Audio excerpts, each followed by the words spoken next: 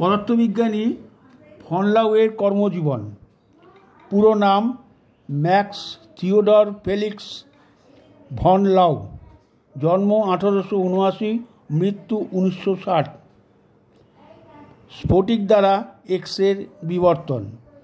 Von লাউ 1879 সালের 9 October বর্তমান জার্মান রাষ্ট্রের অন্তর্গত প্রুশিয়াতে জন্মগ্রহণ করেন। 1898 সালে স্ট্রাসবার্গের তিনি অবিতুর পাশ করার পর বাধ্যতামূলক সামরিক বাহিনীতে যোগদান করেন।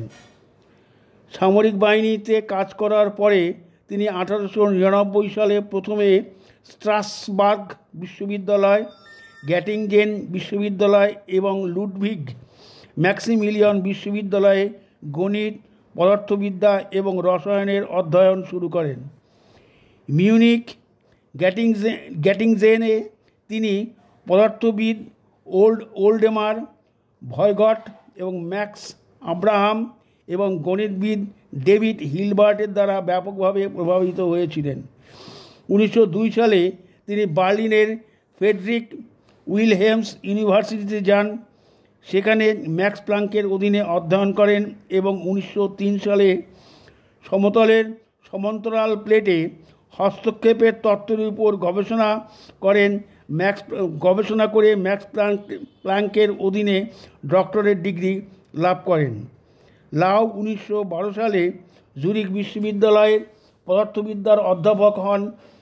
লাউই প্রথম যিনি এক্স রশ্মির বিচ্ছুরণের জন্য একটি ঝাঁঝরি হিসাবে কাজ করার জন্য একটি ক্রিস্টাল ব্যবহার করার পরামর্শ দেন, যেটি দেখায় যে যদি এক্স রশ্মির একটি রশ্মি একটি স্ফটিকের মধ্য দিয়ে যায় তবে বিবর্তন ঘটবে, সংঘটিত হবে এবং রশ্মির যে দিক থেকে আসছে সেই দিকে একটি ডান কোণে স্থাপন করা ফটোগ্রাফিক প্লেটে একটি প্যাটার্ন তৈরি হবে।